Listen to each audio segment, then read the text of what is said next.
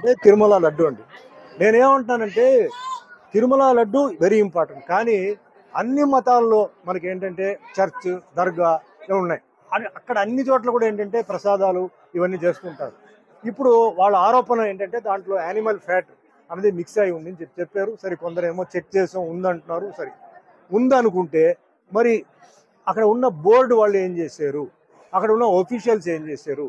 మరి ఇది ప్రాసెసింగ్లో అదన్నీ చెక్కింగ్ ఉంటుందని విన్నాను. అంటే ట్యాంకర్ రాగానే చెక్కింగ్ ఉంది. మరి ట్యాంకర్ నుంచి ఎట్లా పాస్ అయింది?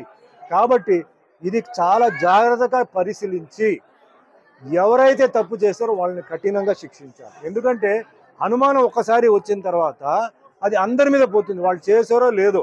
ఒక ఆఫీస్లో ఒకటి తప్పు చేస్తే అందరికీ చెడ్డ పేరు వస్తుంది. అది తప్పదు, అది జరగకూడదు. ముఖ్యంగా ఏంటంటే ఇలాంటి భక్తి విషయంలో, దేవుడి విషయం ఏదైనా సరే, నేను చెప్పేది ముస్లిం అయినా, క్రిస్టియన్ అయినా, జైన్ అయినా, ఏదైనా దేవుడు ప్రసాదం వచ్చి అలా చేయడం చాలా మహాపాపం.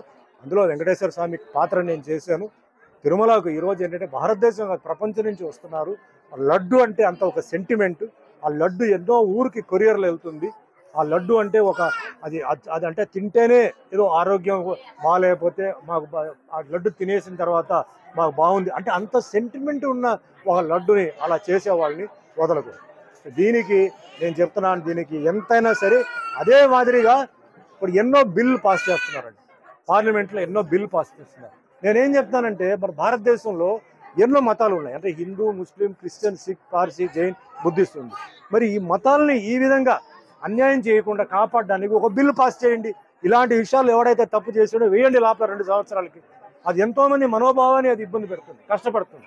ఎంతో భక్తితో వాళ్ళు ఆ దేవుడి దగ్గర వచ్చి వాళ్ళు ప్రార్థన చేసి ఒక నమ్మకంతో వాళ్ళ ఆ ప్రసాదం తీసుకున్నప్పుడు ఇలా విన్నారంటే అది ఎంత పెద్ద తప్పండి, పెద్ద నేరం. అది టెర్రరిస్ట్ కన్నా చాలా పెద్ద తప్పు అది. కాబట్టి ఇది కఠినంగా ఇది చేయాలి, కానీ జాగ్రత్తగా చేయాలి. ఎవరు తప్పు చేశారో వాళ్ళని పట్టుకోవాలి. దీంతో పాటు ఎవరు దాంట్లో కూడా ఉన్నారో వాళ్ళని కూడా వదలకుండా ఎందుకంటే ఒక టీటీడీ బోర్డు ఉంది, ఆఫీషియల్స్ ఉన్నారు, చెక్కింగ్ ఇన్స్పెక్టర్ ఉన్నారు. ఇంత ఉన్నప్పుడు ఎలా జరిగింది? సో ఖచ్చితంగా దీనికి ఏ లెవెల్ అయినా సరే సీఎం చంద్రబాబు నాయుడు గారు, డిప్యూటీ సీఎం పవన్ కళ్యాణ్ గారు ఇది వదలకూడదు. ఇది ముఖ్యంగా హిందువులకి చాలా ఒక అవమానం, హిందూకు చాలా వాళ్ళ మనసుని దెబ్బ కొట్టినట్టు అవుతుంది. కాబట్టి ఇది ఖచ్చితంగా ఫాలో అప్ చేయాలి, దీన్ని వదలకూడదు. ఎవరైతే చేశారో వాళ్ళని కఠినంగా శిక్షించి వాళ్ళని ఏం చేయాలో ఖచ్చితంగా చేయాలి. దానికి నా సపోర్ట్ ఎప్పుడు ఉంటుంది.